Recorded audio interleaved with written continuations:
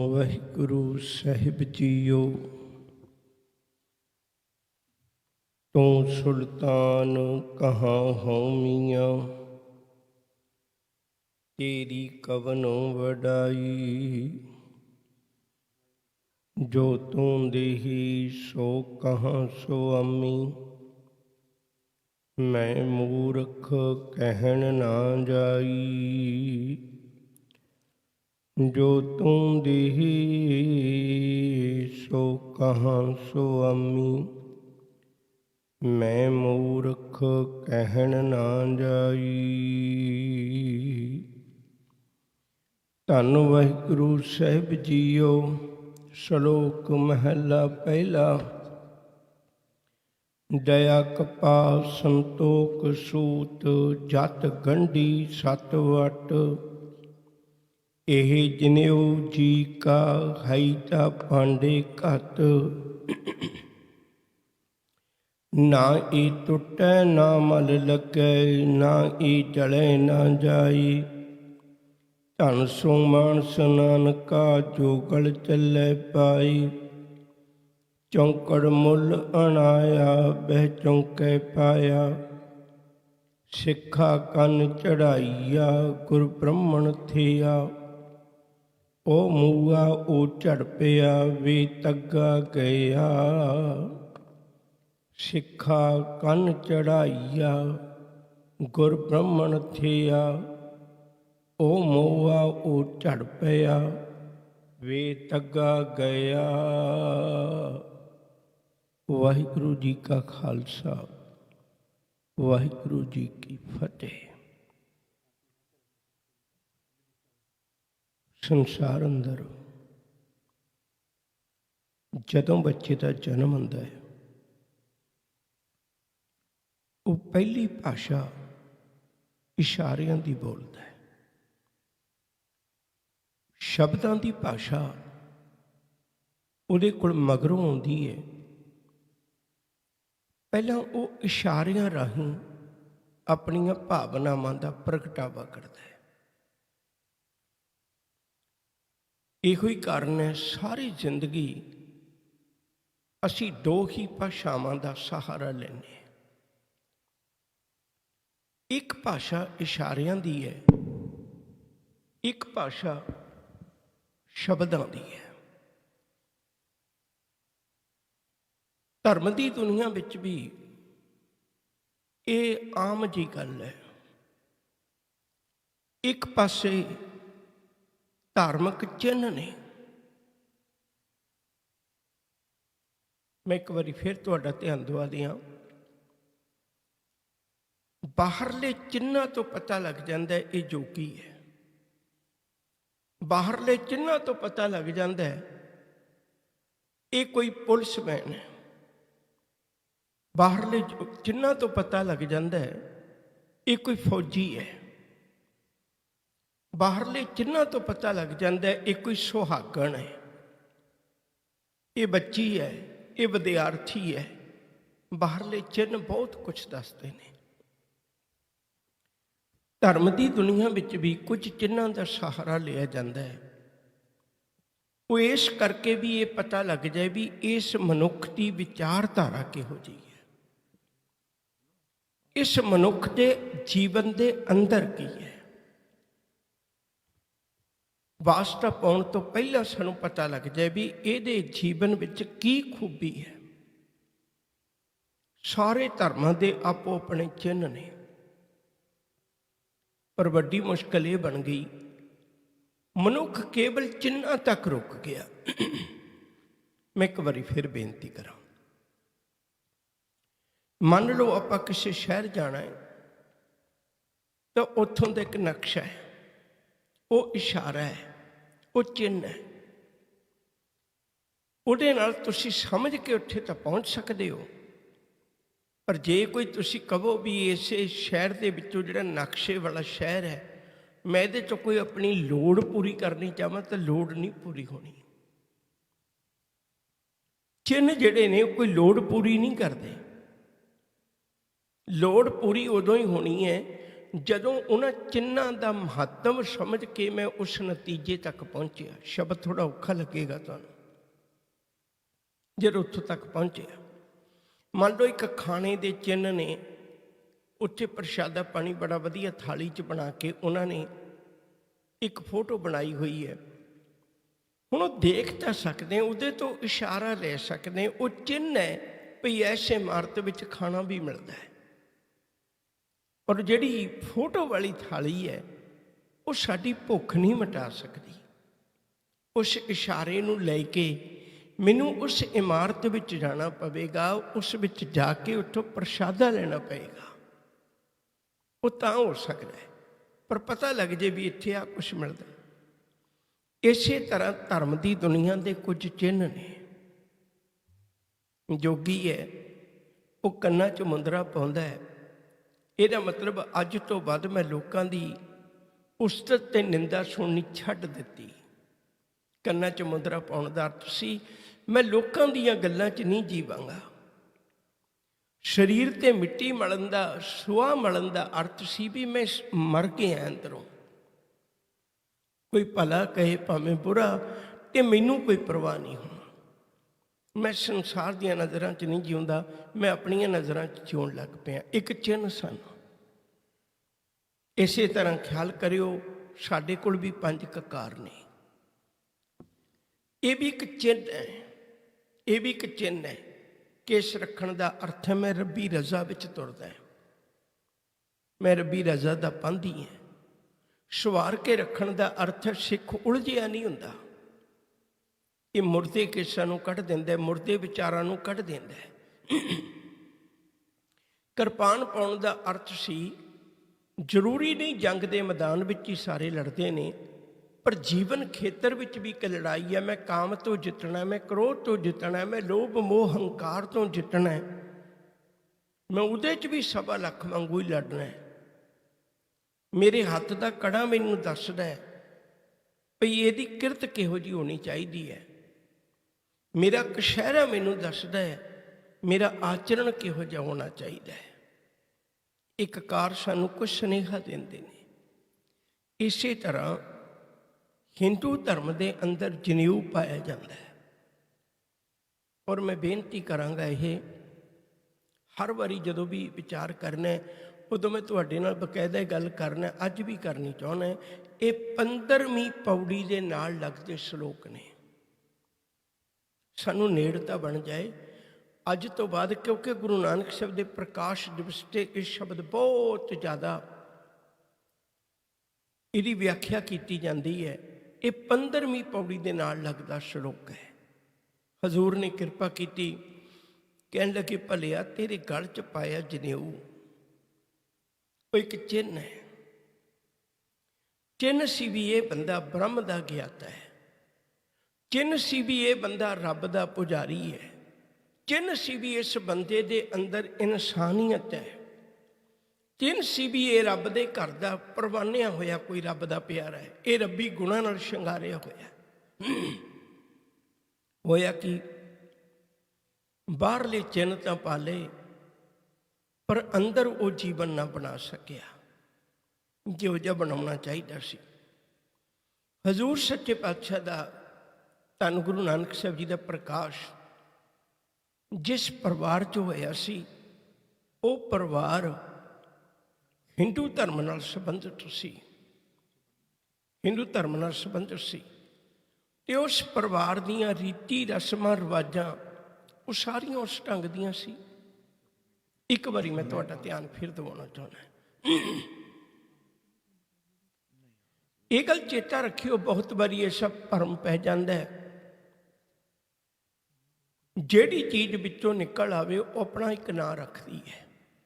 ਬੀਜ ਇੱਕ ਵੱਖਰਾ ਹੁੰਦਾ ਹੈ, ਉਹਦੇ 'ਚੋਂ ਨਿਕਲਿਆ ਤਣਾ ਇੱਕ ਵੱਖਰਾ ਹੁੰਦਾ ਹੈ, ਤਣੇ 'ਚੋਂ ਨਿਕਲਿਆ ਟਾਹਣਾ ਇੱਕ ਵੱਖਰਾ ਹੁੰਦਾ ਹੈ, ਟਾਹਣੇ 'ਚੋਂ ਨਿਕਲੀ ਟਾਹਣੀ ਇੱਕ ਆਪਣਾ ਨਾਂ ਰੱਖਦੀ ਹੈ, ਟਾਹਣੀ 'ਚੋਂ ਨਿਕਲੇ ਪੱਤੇ ਇੱਕ ਆਪਣਾ ਨਾਂ ਰੱਖਦੇ ਨੇ, ਟਾਹਣੀ 'ਚੋਂ ਨਿਕਲਿਆ ਫੁੱਲ ਇੱਕ ਆਪਣਾ ਨਾਂ ਰੱਖਦਾ ਹੈ। ਕੋਈ ਇਹ ਨਹੀਂ ਕਹਿ ਸਕਦਾ ਭਈ ਇਹ ਸਾਰਾ ਕੁਛ ਇੱਕੋ ਹੀ ਹੈ। ਜਿਹੜੀ ਚੀਜ਼ ਵਿੱਚੋਂ ਨਿਕਲਦੀ ਹੈ ਉਹ ਆਪਣਾ ਇੱਕ ਨਾਂ ਰੱਖਦੀ ਹੈ, ਉਹਦਾ ਆਪਣਾ ਇੱਕ ਸਿਸਟਮ ਹੈ। ਗਾਂ ਹੈ, ਉਹਦੇ ਚੋਂ ਨਿਕਲਿਆ ਦੁੱਧ ਇੱਕ ਨਾਂ ਰੱਖਦਾ ਹੈ, ਦੁੱਧ ਤੋਂ ਬਣਿਆ ਦਹੀਂ ਇੱਕ ਆਪਣਾ ਨਾਂ ਰੱਖਦਾ ਹੈ, ਦਹੀਂ ਵਿੱਚੋਂ ਨਿਕਲਿਆ ਮੱਖਣ ਇੱਕ ਵੱਖਰਾ ਨਾਂ ਰੱਖਦਾ ਹੈ। ਹੁਣ ਕੋਈ ਮੱਖਣ ਨੂੰ ਇਹ ਨਹੀਂ ਕਹਿ ਸਕਦਾ ਵੀ ਇਹ ਗਾਂ ਹੈ,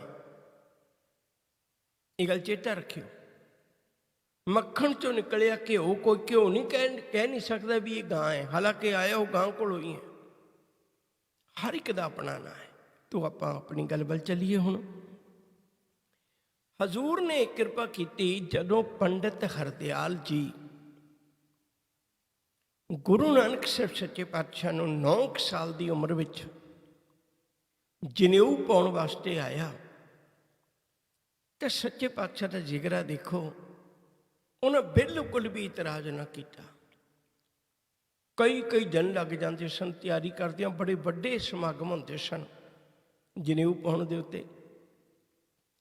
ਲੰਗਰ ਪ੍ਰਸ਼ਾਦਾ ਪਾਣੀ ਤਿਆਰ ਕੀਤਾ ਗਿਆ, ਕਿੰਨੇ ਦਿਨਾਂ ਦੀ ਤਿਆਰੀ ਕੀਤੀ ਗਈ, ਲੋਕਾਂ ਨੂੰ ਸੱਦੇ ਦਿੱਤੇ ਗਏ। ਗੁਰੂ ਨਾਨਕ ਸਾਹਿਬ ਨੇ ਕੋਈ ਵਿਰੋਧ ਨਾ ਕੀਤਾ। ਜਦੋਂ ਪਰਾ ਪੰਚਾਇਤ ਬੈਠ ਗਈ, ਪੰਡਿਤ ਹਰਦਿਆਲ ਜੀ ਜਨੇਊ ਵੱਟ ਕੇ ਲੈ ਕੇ ਆ ਗਏ, ਚੌਂਕੀ ਵਿਛਾ ਦਿੱਤੀ ਗਈ। ਬੇਬੇ ਨਾਨਕੀ ਆਪਣੇ ਵੀਰੇ ਨੂੰ ਲੈ ਕੇ ਆਈ ਹੈ। ਹਜ਼ੂਰ ਸੱਚੇ ਪਾਤਸ਼ਾਹ ਚੌਂਕੀ ਤੇ ਬੈਠੇ ਨੇ, ਸੇਵਕ ਨੇ ਥਾਲੀ ਪਕੜੀ ਹੋਈ ਹੈ।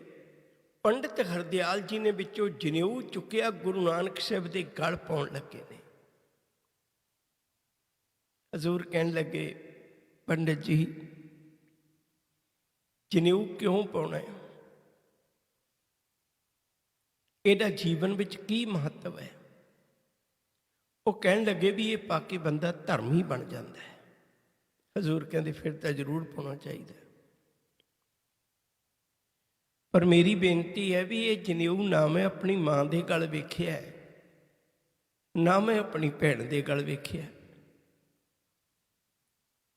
ਉਹ ਪੰਡਿਤ ਹੱਸ ਕੇ ਹਰਦਿਆਲ ਕਹਿਣ ਲੱਗਿਆ ਵੀ ਇਸਤਰੀ ਨਹੀਂ ਪਾ ਸਕਦੀ ਜਨੇਊ, ਉਹਨੂੰ ਹੱਕ ਨਹੀਂ ਹੈ। ਸਾਹਿਬ ਕਹਿੰਦੇ ਚਲੋ ਕੋਈ ਗੱਲ ਨਹੀਂ। ਇਹ ਸਾਡੇ ਘਰਾਂ ਵਿੱਚ ਕਈ ਵਿਚਾਰੇ ਗਰੀਬ ਕੰਮ ਕਰਨ ਆਉਂਦੇ ਨੇ, ਮੈਂ ਉਹਨਾਂ ਦੇ ਗਲੇ 'ਚ ਵੀ ਨਹੀਂ ਦੇਖਿਆ। ਪੰਡਿਤ ਕਹਿਣ ਲੱਗੇ ਉਹ ਸ਼ੂਦਰ ਲੋਕ ਨੇ, ਸ਼ੂਦਰ ਵੀ ਨਹੀਂ ਪਾ ਸਕਦਾ। ਕਹਿੰਦੇ ਠੀਕ ਹੈ ਪੰਡਿਤ ਜੀ, ਜਿਹੜਾ ਤੁਸੀਂ ਹੱਥ ਵਿੱਚ ਪਕੜੀ ਖਲੋਤੇ ਹੋ ਤੇ ਜਿਹੜਾ ਤੁਸੀਂ ਖੁਦ ਨੇ ਗਲ ਵਿੱਚ ਪਾਇਆ ਹੋਇਆ, ਇਹਨਾਂ 'ਚ ਵੀ ਮੈਨੂੰ ਅੰਤਰ ਲੱਗਦਾ। ਪੰਡਿਤ ਹਰਦਿਆਲ ਜੀ ਕਹਿਣ ਲੱਗੇ ਬਿਲਕੁਲ ਅੰਤਰ ਹੈ। ਜਿਹੜਾ ਬ੍ਰਾਹਮਣ ਪਾਉਂਦਾ ਉਹ ਸੂਤ ਦਾ ਹੁੰਦਾ ਹੈ, ਜਿਹੜਾ ਖੱਤਰੀ ਪਾਉਂਦਾ ਉਹ ਸਣ ਦਾ ਹੁੰਦਾ ਹੈ, ਜਿਹਦੇ ਪੁਰਾਣੇ ਮੰਜੇ ਬੁਣੇ ਜਾਂਦੇ ਸਨ। ਜਿਹੜਾ ਵੈਸ਼ ਦਾ ਪਾਉਂਦਾ ਹੈ ਉਹ ਭੇਡ ਦੀ ਉੱਨ ਦਾ ਹੁੰਦਾ ਹੈ, ਸ਼ੂਦਰ ਵਾਸਤੇ ਹੁੰਦਾ ਹੀ ਕੋਈ ਨਹੀਂ। ਹਜ਼ੂਰ ਕਹਿਣ ਲੱਗੇ ਗੱਲ ਤੇ ਵੰਡੀਆਂ ਪਾਉਂਦੇ ਆ ਤੇਰਾ ਜਨੇਊ, ਨਾ ਤਾਂ ਇਹ ਸਾਰਿਆਂ ਜੋਗਾ ਹੈ, ਫਿਰ ਵੱਖੋ ਵੱਖਰਾ ਹੈ, ਫਿਰ ਉਮਰ ਵੀ ਵੱਖਰੀ ਹੈ, ਫਿਰ ਇਹਨਾਂ ਦੇ ਪਾਉਣ ਦਾ ਢੰਗ ਤਰੀਕਾ ਵੀ ਵੱਖਰਾ ਹੈ। ਹੈਰਾਨੀ ਦੀ ਗੱਲ ਹੈ, ਜਿਹੜਾ ਬ੍ਰਾਹਮਣ ਜਨੇਊ ਪਹਿਨਦਾ ਹੈ ਉਹ ਉਸ ਬਸੰਤ ਰੁੱਤ ਵਿੱਚ ਪਹਿਨਦਾ। ਯਾਦ ਰੱਖੋ, ਜੇ ਮੈਂ ਬੇਨਤੀ ਕਰਾਂ, ਖਾਲਸਾ ਬਸੰਤ ਰੁੱਤ ਵਿੱਚ ਸਾਜਿਆ ਹੋਇਆ। ਵਿਸਾਖ ਦੇ ਮਹੀਨੇ 'ਚ ਬਸੰਤ ਰੁੱਤ ਹੁੰਦੀ ਹੈ। ਇੱਕ ਵੱਖਰਾ ਪੱਖ ਆਪਣੇ ਕੋਲ ਸੀਮਾ 'ਚ ਸਮਾਂ ਬੇਨਤੀ ਕਰ ਰਿਹਾ ਸਾਂ। ਜਿਹੜਾ ਬ੍ਰਾਹਮਣ ਪਾਉਂਦਾ ਹੈ ਉਹ ਬਸੰਤ ਰੁੱਤ ਵਿੱਚ ਪਾਉਂਦਾ ਹੈ, ਜਿਹੜਾ ਵੈਸ਼ ਪਾਉਂਦਾ ਹੈ, ਜਿਹੜਾ ਖੱਤਰੀ ਪਾਉਂਦਾ ਉਹ ਗਰਮੀ ਦੇ ਦਿਨਾਂ 'ਚ ਪਾਉਂਦਾ ਹੈ, ਜਿਹੜਾ ਵੈਸ਼ ਪਹਿਨਦਾ ਉਹ ਪਤਝੜ 'ਚ ਪਹਿਨਦਾ ਹੈ, ਉਦਾਸ ਮੌਕੇ। ਸ਼ੂਦਰ ਵਿਚਾਰੇ ਕੋਲ ਹੈ ਹੀ ਨਹੀਂ। ਹਜ਼ੂਰ ਕਹਿਣ ਲੱਗੇ ਮੌਸਮ ਵੱਖਰਾ ਵੱਖਰਾ, ਜਨੇਊ ਵੱਖਰਾ ਵੱਖਰਾ, ਉਮਰ ਵੱਖਰੀ ਵੱਖਰੀ, ਤੇ ਇਸਤਰੀ ਵਾਸਤੇ ਹੈ ਹੀ ਨਹੀਂ, ਸ਼ੂਦਰ ਵਾਸਤੇ ਵੱਖਰਾ, ਤੇ ਵੰਡੀਆਂ ਪਾਉਂਦਾ। ਮਾਫ ਕਰਨਾ, ਮੈਨੂੰ ਇਹ ਜਨੇਊ ਨਹੀਂ ਚਾਹੀਦਾ। ਮੈਨੂੰ ਇਹ ਜਨੇਊ ਦਿਓ ਜਿਹੜਾ ਤੁਹਾਨੂੰ ਮੈਂ ਬੇਨਤੀ ਕਰਨਾ ਹੈ। ਹੁਣ ਸੱਚੇ ਪਾਤਸ਼ਾਹ ਨੇ ਆ ਬਚਨ ਆਖੇ, ਦਇਆ ਕਪਾ। ਜਦੋਂ ਬ੍ਰਾਹਮਣ ਜਨੇਊ ਵੱਟਣਾ ਹੁੰਦਾ ਹੈ ਉਦੋਂ ਕਪਾਹ ਚੁਣ ਕੇ ਲੈ ਕੇ ਆਉਂਦਾ, ਕੋਈ ਮੰਤਰ ਪੜ੍ਹਦਾ ਹੈ। ਸਾਹਿਬ ਕਹਿੰਦੇ ਮੈਨੂੰ ਉਹ ਕਪਾਹ ਨਹੀਂ ਚਾਹੀਦੀ जिस धर्मी बंदे दे अंदर दया ही नहीं है कि ਉਹਦੇ धार्मिक चिन्ह की सुनेहा देणगे। तू तो वंडियां पा दित्तियां भलिया। मैं चाहुंदा मैनू ਉਹ ਜਨੇਊ ਪਾ ਜਿਹੜਾ ਮੈਨੂੰ दया करनी सिखावे, दूजे जीवां नाल इक्को जिहा वरत विहार करना सिखावे। दया प्रमुख गुण है। दया सांझ बनाउंदी है, दया नेड़ता बनाउंदी है, दया जीवन दिंदी है। दया कपाह, दया दी कपाह होवे। संतोख सूत, कपाह तो अगे धागा वटिया जाता है, सूत वटिया जाता है। कहन लगे मैनू संतोख का सूत चाहिए, भाव इनू पा के मेरे चित्त विच संतोख आवे, सबर आवे, मैं लोगों नू ठगा ना। जत गंढी सत वट, मेरे जीवन के अंदर एक दात ये भी मालिक कृपा करे पैदा होवे। इहदे लई जत दियां गंढां, जत ते सत शब्द जदों इकट्ठा आ जांदा है, उहदा अर्थ हुंदा है ऊंचा आचरण। मेरा करैक्टर बने, मेरा आचरण बने, मेरा जीवन बने, मेरा किरदार बने, ये इकल्ला श्रृंगार ना रह जाए। दया कपाह संतोख सूत, जत गंढी सत वट, यह जनेऊ जी का। ये जी का जनेऊ है, ये ना ब्राह्मण का है, ना खत्तरी का है, ना वैश्य का है। ये जी का जनेऊ, जी सारियां दा इक्को जिहा। यह जनेऊ जी का, ये ब्राह्मण खत्तरी वैश्य का वखरा नहीं है, ये जी का जनेऊ है। हई तां पांडे घत, जे है तो मेरे पा, मैं पाउण वास्ते तैयार है। जे तेरे कोल है मैं पहनण वास्ते तैयार है। ना ये टुटा है, ये टुटदा नहीं है पाया होया। ना मल लगे, ना इनू मैल लगती है, ना ये जले, ना इनू अग छड़ सकती है, ना जाए, ना ये कदे खत्म होता है। हुण दया का कपाह उन्हें थोड़ा खत्म होनी, दया ने थोड़ा खत्म होना है। मैं मरांगा, दया नहीं मरनी। वो तो गुण है, वो होर विच चला जाएगा। संतोख एक गुण है, जत सत एक गुण है। बंदे दे मरन नाल गुण नहीं मरदा, गुण उवें ही है। यह जनेऊ जी का है तो पांडे घत, ना ही टुटे, ना मन लगे, ना ही जले न जाए, धन सो मानस नानका। वो देखो एक एक शब्द रस पीण वाला है। ये नहीं भी वो बहुत किस्म का वधिया हिंदू बन गया, नहीं। धन सो मानस नानका, वो मानस बन गया, वो धन है, धनता दे योग है, वो मनुख धनता दे योग है। धन सो मानस नानका, जो गल चले पाए, जेड़े अपने गल विच पा के इस संसार में जीवन गुजारते हैं। चौंकड़ मुल अनाया, 4 कौडियां का तू बाजारों खरीद लिया, बह चौंके पाया, चौंके ते बिठा के मेरे पा देने गल च नूं। सिखा कन चढ़ाइया, सिखा, सिखा नहीं कहना, अनर्थ हो जाएगा। चढ़ाइया, तू मेरे कन विच एक सिक्ख्या चढ़ा देनी है। केड़ी? गुर ब्राह्मण थी, भी अज तो बाद तेरा गुरु ब्राह्मण बन गया। ये तू मेरे कन विच सिक्ख्या पा देनी है। वो मूआ वो झड़ पिया, बेतगा गया।